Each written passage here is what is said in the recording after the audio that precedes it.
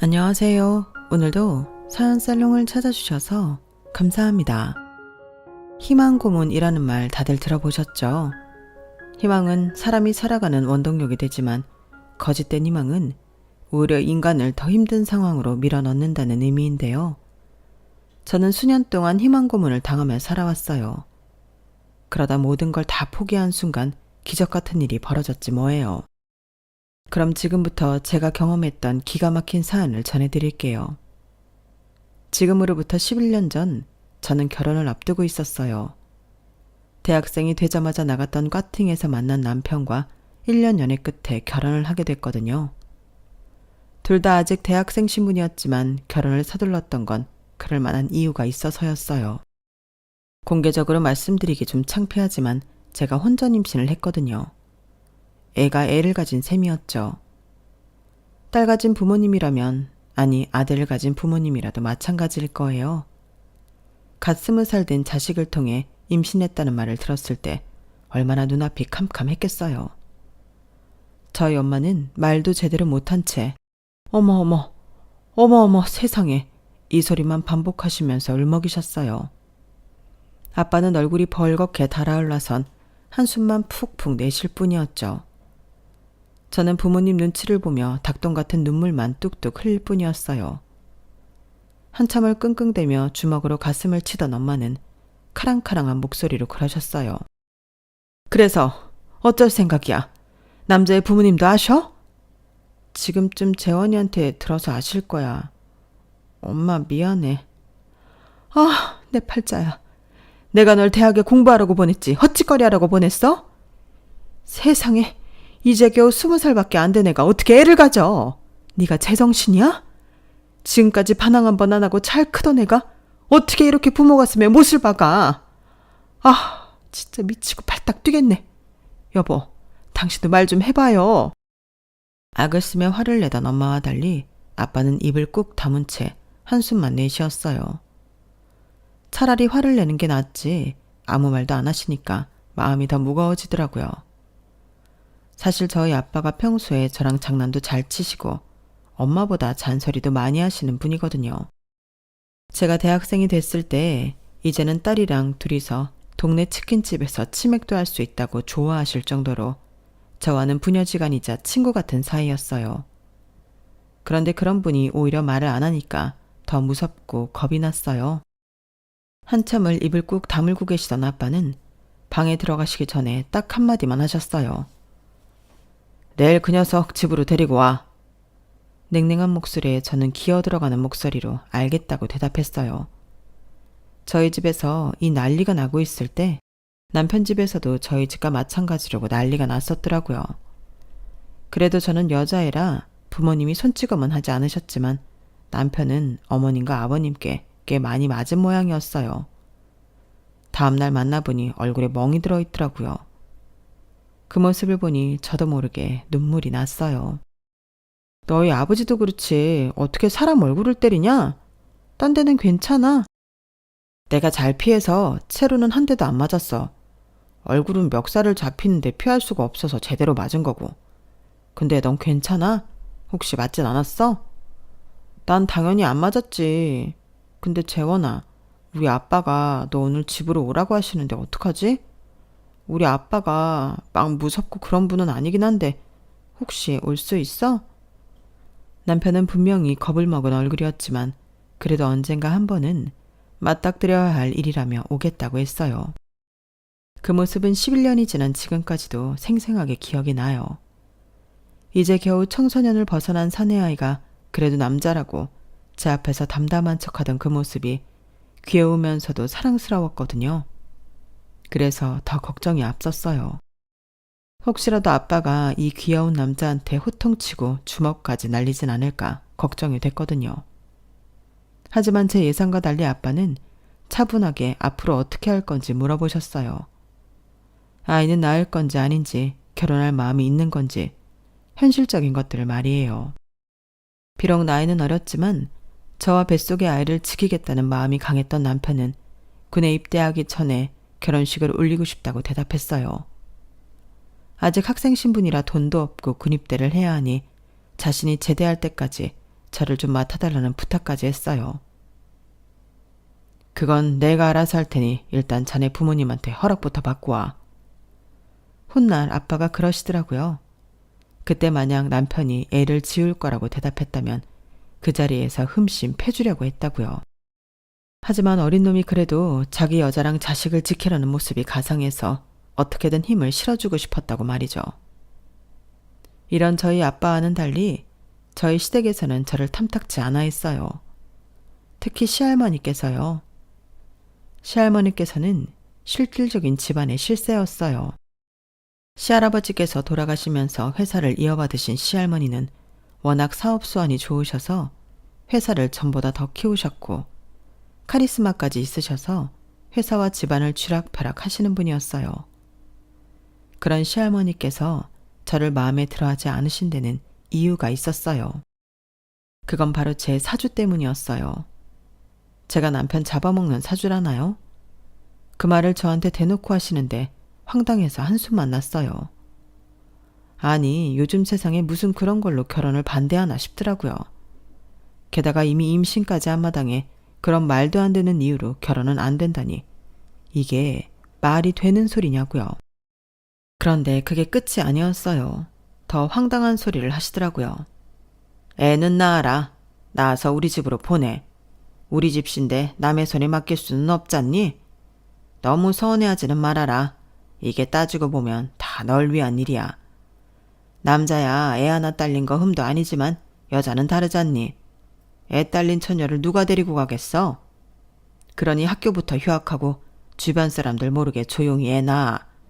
병원비랑 위자료는 내가 섭섭찮게 쥐어줄 테니. 시할머니의 일방적인 통보에 저와 남편은 물론 시부모님들도 무척 놀라는 기색이었어요. 아버님이 나서서 아니 어머니 그게 무슨 말씀이세요? 애를 낳아서 달라뇨. 멀쩡한 여자의 인생 망칠 일 있어요? 어머니 손녀라면 그러라고 하시겠냐고요. 절대 안 돼요. 결혼을 하든 애를 지우든 둘 중 하나입니다. 그래요 어머님. 비록 애들이 철없이 일을 저지르긴 했지만 그래도 어른들이 나서서 순리대로 일을 풀어나가야죠. 어떻게 애 인생을 망치게 해요. 그리고 요즘엔 사주 같은 거 안 따져요. 왜 유명한 연예인 부부도 궁합이 그렇게 안 좋았지만 지금까지 인꼬 부부로 잘만 살고 있잖아요. 그러니까 무조건 안 된다고만 하지 마시고 애 나오기 전에 결혼식부터 치르는 게. 뭐? 결혼식? 누구 맘대로? 내 눈에 흙이 들어가도 쟤는 우리 집에 못 들인다. 내 손자 잡아먹으래를 어떻게 집에 들여? 어림없는 소리 하지 마. 어머니 말이 끝나기도 전에 시할머니께서는 말을 자르시며 결혼은 절대 안 된다고 못을 박으셨어요. 궁합 때문에 헤어졌다는 얘기를 인터넷에서 썰처럼 들어본 적은 있었지만 그게 제 일이 될 줄은 정말 몰랐어요. 아니 21세기에 사주 때문에 결혼을 못한다는 게 말이 되냐고요. 부모님께 이 얘기를 했더니 엄마가 엄청 화를 냈어요.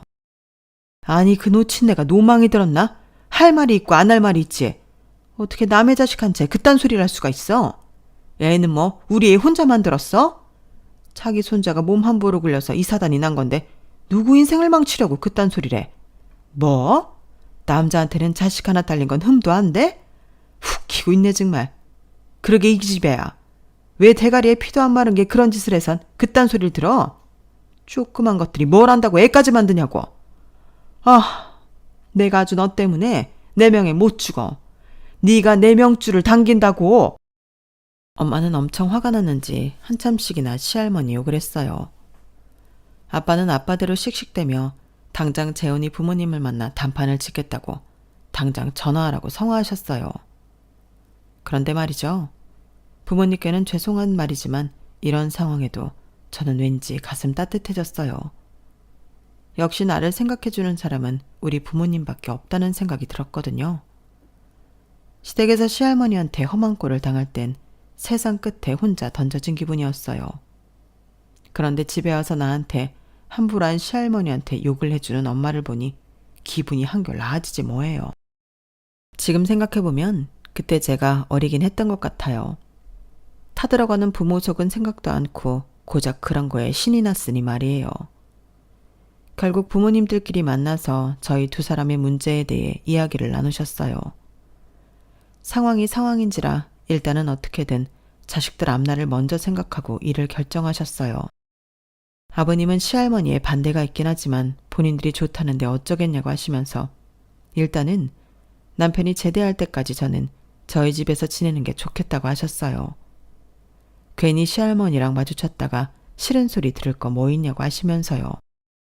그건 저희 부모님도 같은 생각이라서 저는 남편이 제대하기 전까지 저희 집에서 지내기로 했어요. 그리고 결혼식은 남편이 제대한 뒤에 하기로 하셨어요.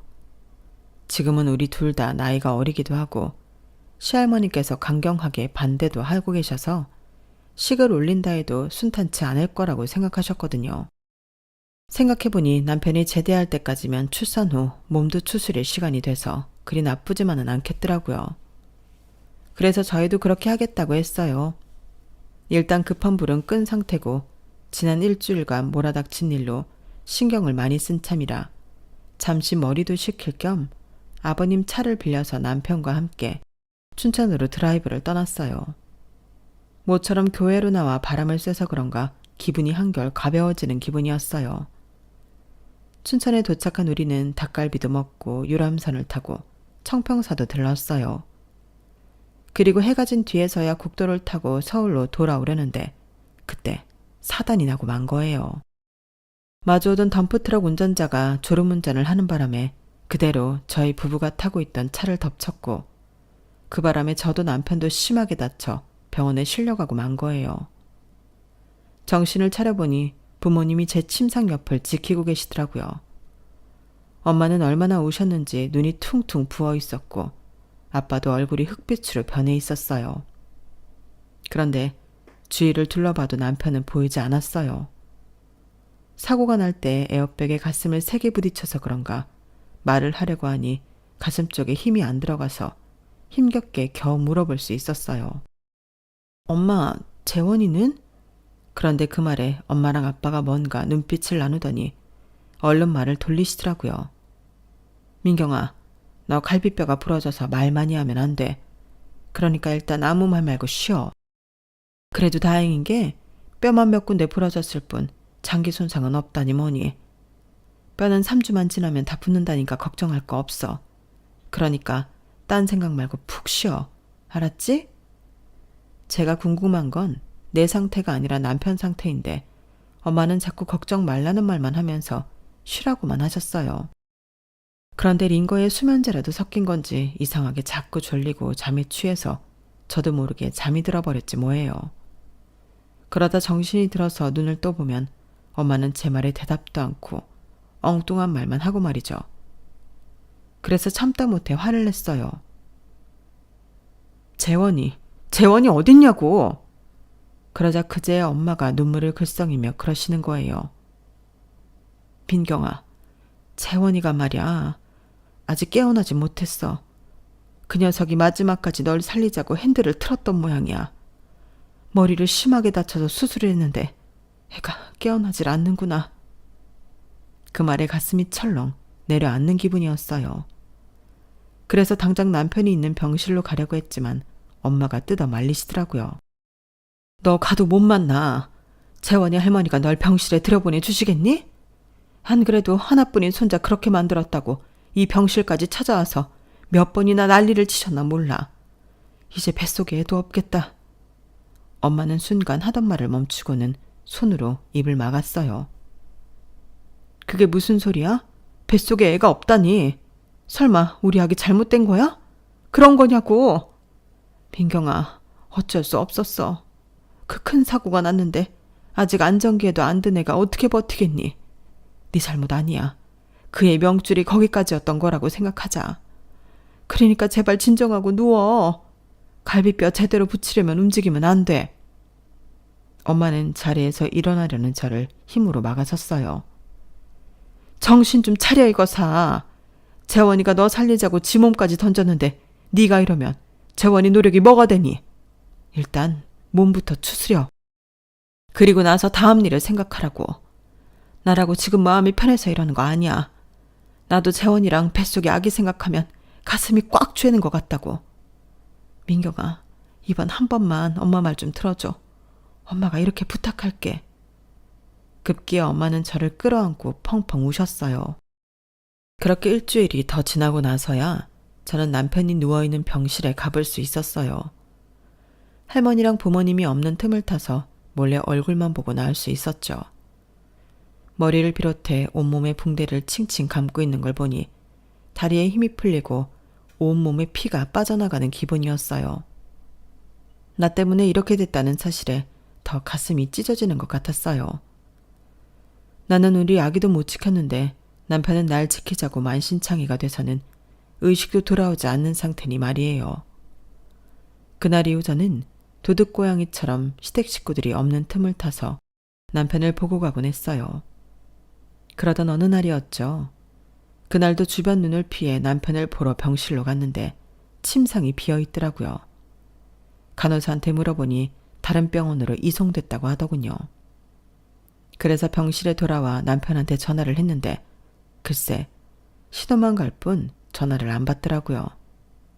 그래서 엄마한테 재원이 부모님 전화번호를 알려달라고 했더니 민경아, 이제 그만해. 아침에 재원이 엄마를 만났는데 너희 결혼도 없던 일로 하자고 하더라. 재원이 상태가 호전될 기미가 없는 모양이더라고. 병원에서도 더는 손 쓸 도리가 없나 보더라. 병원을 옮길 것도 그런 이유 때문일 거야. 그러니 이제 재원이는 잊고 너도 너 살 생각을 해. 이미 끝난 인연 연연해 할 거 뭐 있니? 그러니 잊자. 우리 다 잊고 새로 시작하자. 엄마의 말이 마치 제 가슴에 날아드는 비수 같았어요. 사고가 난 지 열흘이 다 돼가는데 여전히 의식이 없는 남편을 이대로 잊고 살라니 제가 어떻게 그 말을 받아들일 수가 있겠어요. 그렇게는 못한다고 재원이를 만나게 해달라고 고함도 지르고 사정도 해봤지만 저희 부모님조차도 재원이가 어디로 이송해 갔는지 알지 못했어요. 병원에서는 환자 개인정보라서 말해줄 수 없다는 입장만 반복했고요. 부러졌던 뼈들이 제자리를 찾아 거동이 가능해진 시점부터 저는 남편을 찾아 나섰어요. 동기들한테 연락해 남편 소재 파악에 나섰지만 다들 남편이 사고를 당한 것조차 알지 못하더라고요. 집까지 찾아갔지만 이사가고 없다는 말만 인터폰을 통해 전해들을 뿐이었어요. 그래도 혹시나 하는 마음에 남편의 집 근처에서 3일 밤낮을 지켜봤지만 남편 그림자는 물론 식구들 얼굴조차 볼 수 없었어요. 정말 한순간에 어디론가 팍 사라지고 없는 것 같더라고요. 그렇게 반년이 지나 학교에 복학했는데 참 잔인하게도 나와 남편을 제외한 모든 것들이 전처럼 아무 일도 없는 듯 잘만 돌아가고 있더라고요. 마치 아무 일도 없었던 것처럼 말이죠. 남편의 과 동기들한테 전해 듣기로 남편 부모님이 학과실에 오셔서 직접 자퇴서를 냈다고 하더군요. 이제는 남편에 대한 신락 같은 끈도 모조리 끊어져 버린 셈이었죠. 그 사실을 확인하고 나니 더는 남편과 함께했던 그 대학 교정을 다시 밟을 자신이 없었어요. 그래서 부모님께 부탁해 유학길에 올랐고 이모가 계신 호주에서 대학에 다니게 되었어요. 사람들 말로는 산 사람은 어떻게든 산다고 하지만 살아도 산 것 같지 않은 일상이 이어졌어요.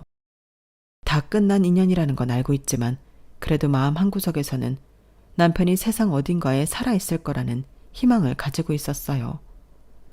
살다 보면 언젠가 다시 만날 날이 있지 않을까 하는 희망으로 저는 하루하루를 버티며 살아갈 뿐이었죠. 남편과 그렇게 이별을 하게 된 이후로 연애는 생각도 않고 살았어요. 제 마음속에는 남편이 아닌 누군가를 받아들일 공간이 조금도 남아있지 않았거든요. 그저 열심히 하루하루를 살아내자. 그래서 훗날 남편을 다시 만나게 됐을 때 떳떳한 모습으로 마주할 수 있도록 흔들리지 말고 제대로 살겠다는 마음뿐이었어요. 남편이 자기 자신을 던져 구해낸 내 목숨이니까 나를 위해서가 아니라 남편을 위해서 잘 살아내야 한다는 의무감을 느끼면서 말이죠. 대학을 졸업하고 한국에 돌아와 회사에 취직해 자리를 잡기까지 저를 지탱해준 사람은 남편이었어요. 생사도 알 수 없는 남편이었지만 마음 한구석에는 늘 어디선가 나를 바라보고 있을 거라는 희망이 놓여 있었거든요. 그 희망에 의지해 지난 10여 년을 버텼고 조금씩 남편의 존재가 희미해져 갈수록 하루하루가 버겁고 무의미하게 느껴지기 시작했어요. 희망이 사라진 삶은 그 자체가 지옥 같더라고요. 그러던 차에 사고가 난 거예요. 퇴근길에 불법 과속 차량에 치여 병원에 실려가게 되었거든요. 다행히 큰 부상은 아니었지만 손과 얼굴에 약간의 찰가상과 오래전 사고로 다쳤던 다리에 금이 간 정도였어요. 그래도 일단은 깁스를 하는 게 좋겠다고 해서 정형외과로 내려갔는데 세상에, 거기에 남편과 똑같이 생긴 의사가 있지 뭐예요. 의사 가운에 수놓아진 이름은 달랐지만 제 눈에는 남편이 분명했어요. 그래서 뭐에 홀린 사람처럼 그 의사한테 다가가 이름을 불렀죠. 재원아, 이재원! 그러자 의사는 멀뚱히 저를 바라보더라고요. 재원아, 너 재원이 맞잖아. 나 민경이야. 조민경. 너 정말 나 모르겠어? 너 땡땡대학교 땡땡과 이재원 맞잖아. 난 널 한 번에 알아보겠는데 넌 왜 나를 못 알아봐? 우리 그날 춘천으로 놀러 갔다가 사고 나서. 그래서 넌 한동안 의식도 없이 지냈잖아. 정말 기억 안 나? 눈앞에 서 있던 의사는 속사포처럼 쏟아내는 제 말에 눈썹이 움찔거렸어요. 그리고는 미간을 찌푸리며 뭔가 떠올리려 노력하는 것 같더라고요. 그러더니 멍한 표정으로 그러는 거예요. 미안하지만 그쪽이 누군지 잘 모르겠습니다. 그런데 내가 땡땡대학 땡땡과를 나온 건 맞아요. 예전에 쓰던 이름도 이재원이 맞고요. 학부 때 교통사고를 크게 다쳐서 3년 정도 기억에 공백이 있습니다. 어쩌면 그때 만났던 분이 아닌가 싶네요. 혹시 시간 되시면 저랑 얘기 좀 나눌 수 있을까요? 일단 깁스를 마친 저는 그날 의사와 따로 만나 얘기를 나눌 수 있었고 여러 정황을 따져가며 내가 누구고 우리가 어떤 사이였는지를 설명했어요. 그렇게 저와 남편은 헤어진 지 정확히 11년 만에 다시 만나게 된 거예요. 사고 후 남편은 한동안 의식이 없다가 뒤늦게 깨어났고 안타깝게도 사고 후유증으로 3년가량의 기억을 잃게 되었다고 했어요. 잃어버린 기억 속에는 저와 함께했던 시간들이 포함돼 있었던 거죠. 1년 넘게 재활을 한 남편은 다시 복학을 했고 할머니 권유로 이름을 바꿨다고 했어요. 평소 미신을 신봉하는 할머니께서 자신이 큰 사고를 당한 게 이름 때문이라며 당장 바꿔야 한다고 했다더군요. 아마도 제가 남편을 못 찾도록 일부러 손을 쓴 게 아닌가 싶었어요. 나중에 안 사실이지만 남편 동기를 통해 남편이 자퇴했다는 거짓말하게 한 것도 시할머니 짓이었더라고요. 그렇게 저로부터 손자를 철저히 떨어뜨리려 노력했던 시할머니는 재작년에 세상을 떠나셨다고 하더군요. 우리가 결혼까지 하려 했던 사이고 제가 자신의 아이까지 가진 상태였다는 얘기를 들은 남편은 혼란스러워했어요. 사고로 아이가 유산이 되고 그 후로 제가 자신의 생사도 모른 채 11년을 고통 속에 살았다는 사실에 말을 잇지 못하더라고요. 남편은 11년 전 제게 느꼈던 감정은 떠올리지 못했지만 이상하게도 함께 마주 앉아 있는 이 순간이 낯설게 느껴지지는 않는다고 하더군요. 마치 오래전부터 잘 알고 지낸 사람과 대화를 하는 것처럼 편하다고요. 그러면서 이제라도 다시 자기랑 만나보지 않겠냐고 했어요. 그렇게 저는 남편에 대한 희망을 포기하려던 순간 다시 처음부터 이 남자와 연애를 시작하게 된 거예요. 오랜 시간 돌고 돌아서 결국 제자리로 돌아오게 된 셈이었죠. 30대가 돼서 다시 만난 남편과의 연애는 20살의 풋풋한 감정과는 달랐지만 또 나름의 설렘과 신선함이 있었어요. 만났던 시간보다 떨어져 지낸 시간이 길어서 그런지 아니면 그 사이 가치관도 정립되고 새로운 버릇도 생겨서 그런 건지 예전의 남편이 아닌 다른 남자를 만나는 느낌도 살짝 들었어요. 더불어 20대의 연애와 30대의 연애는 확실히 달라서 만날 때마다 매 순간이 새롭고 즐겁더라고요. 그건 저뿐만 아니라 남편도 그랬을 거예요. 남편은 이전 연애는 기억하지 못하니까 그냥 이번 연애가 마음에 들었던 거라고 해야겠네요. 반년 가까이 연애를 하던 우리는 금세 결혼 얘기를 꺼내게 됐어요. 저야 한 번 결혼할 뻔했던 사람인 걸 알기에 갑작스러울 것도 없는 일이지만 이전 상황을 기억 못하는 남편으로선 좀 파격적인 선택인 셈이었죠. 만나서 며칠 만에 연애를 시작하고 사귄 지 반년 만에 청혼까지 했으니 말이에요. 이거든 저거든 확실한 건 하나였어요. 우리 두 사람은 인연은 인연이라는 거였죠. 그렇다고는 해도 결혼을 하기까지는 넘어야 할 산이 많았어요. 먼저 양가 부모님이었죠. 저희 부모님만 해도 죽은 줄 알았던 사람이 멀쩡히 살아서 잘 살고 있었다는 걸 아시면 고맙고 반가운 마음 이전에 배신감이 먼저 드실 게 뻔했어요. 제가 힘들어하는 모습을 누구보다 가까이에서 오래 봐오신 분들이기 때문에 더더욱 남편과 그 가족에 대한 반감이 클 테니까요. 그리고 시부모님도 제가 껄끄럽게는 마찬가지일 거예요. 비록 결혼을 반대하시던 시할머니는 돌아가셨지만 그래도 시할머니를 통해 제 사주가 남편 잡아먹을 사주라는 얘기를 들은 데다가 실제로 남편이 저랑 같이 있다가 사고를 크게 당했던 터라 찝찝한 마음은 분명 있으실 테니까요. 그래도 상대적으로 덜 높은 산이라고 생각한 시댁에 먼저 가서 인사를 드리기로 했어요. 생각지도 못한 제 등장에 역시나 시부모님은 놀라셨어요. 도대체 언제부터 둘이 만나고 있었냐고 물으시더라고요. 민경이 네가 유학 떠났다는 소식까지는 들었는데 그 후로는 우리도 소식을 알 길이 없었어. 알았다고 해도 달라질 건 없었겠지만. 그런데 어떻게 니들이 다시 만난 거니? 우리 재원이는 그때 기억이 없어서 널 찾았을 리 없고. 혹시 민경이 네가 그동안 우리 재원이를 찾았던 거니? 어머님은 의심스러운 눈초리로 제게 물으셨어요. 아무래도 당신 아들한테 안 좋은 영향을 끼칠 사주를 가진 제가 마음에 안 들었던 탓이겠죠. 그래서 일단은 저희가 다시 만나게 된 사정을 말씀드렸어요. 정말 우연히 다시 만나게 됐다는 걸요. 그리고 또 한 가지, 두 분의 마음을 진정시켜드리기 위해서 저희 둘이 한 가지 준비한 게 있었어요. 그건 바로 궁합이었죠. 엄마, 오늘 우리가 어디 다녀온 줄 아세요? TV에도 자주 나오는 철학관에 다녀왔어요. 우리 궁합 보려고요. 할머니가 그러셨다면서요. 민경이가 남편 잡아먹을 사주라고. 그런데 오늘 가서 물어봤더니 철학관 선생님이 어디서 그런 말도 안 되는 소리를 하더냐고 화를 내시던걸요. 그리고 우리 둘이 결혼하면 아주 잘 살 거래요. 뭐라더라? 하늘에서 이어준 천생연분이라던걸요. 정 못 믿어오시면 엄마가 다른 곳에 가서 물어보세요. 그런데 제 생각엔 말이죠. 따로 안 가보셔도 될 것 같아요. 그 난리를 치고 한번 헤어졌다가 11년 만에 다시 만나게 된 것만 봐도 우리 둘은 인연은 인연인 거니까요. 남편의 말에 시부모님은 별다른 말씀은 하지 않으셨어요. 30 넘은 아들이 결혼하겠다는데 정확한 과학적 근거도 없는 무당 말 한마디에 휘둘린다는 것도 좀 웃기잖아요. 결국 아버님이 먼저 결혼을 찬성하시면서 시댁에서는 결혼 허락을 받을 수 있었어요. 그리고 며칠 뒤 가장 큰 산인 저희 집에 가게 되었어요. 긴 시간 마음의 상처를 받으신 분들이라 쉽게 결혼을 허락하실 거라는 기대는 할 수 없었지만 그래도 허락해 주실 때까지 끈질기게 달라붙어 보자 생각하고 집으로 향했어요.